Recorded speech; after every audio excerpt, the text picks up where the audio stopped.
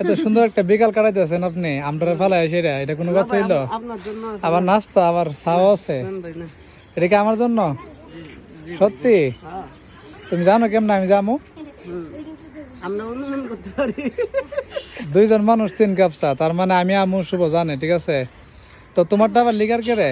আমরা দুধ চা দিয়ে, তুমি রং চা খাও, আমরা তো ভাই চা খাই না। তারপর আবার বিস্কিটও আছে, মাশাআল্লাহ। যাক, বিকাল আইসা খুব সুন্দর একটা বিকালও পাইলাম, সাথে 1 কাপ চাও। এই যে ছাদের উপরে আয়া দি শুভ চা খাইতেছে, তো শুভ থেকে আমি 4 ভাগ নিয়ে নিলাম। শুভ দেখতো না?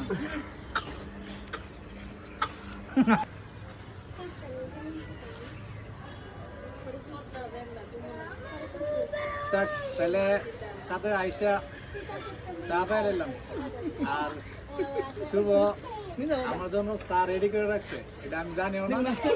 আইসা দেখি চায়ের পার্টি চলতেছে, এই চা খেতেছি।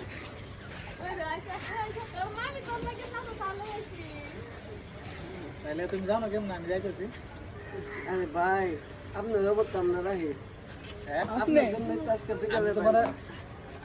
বিকালের পার্টিটা আমি তোমার ফোন দিছি না, তো তুমি জানলা কিভাবে আমি আমো? না, সুন্দর একটা মুহূর্ত। রাকিব ভাই যদি সাধন না তাহলে কে থাকবো? সুন্দর একটা বিকাল, ঠিক আছে? এই বিকালটা অনুভব করতে শুভ, তো আমি আইসা বললাম শুভর সাথে শেয়ার হইতে। ওকে, ডান। এই যে খুব সুন্দর একটা বিকাল, আকাশটা অনেক সুন্দর, মেঘলা মেঘলা একটা ভাব। তো আইসা বললাম ছাদে, আইসা দেখি শুভ চা খাইতেছে, তো শুভর সাথে চাটা শেয়ার করলাম। তো চাটা ভালো লাগছে। চাটা কে বানাইছে? না, বিস্কিট খাইছি, চলবে, আর লাগবে না। চাটা বানাইছে কে বলছিলাম? তোমার ভাবি।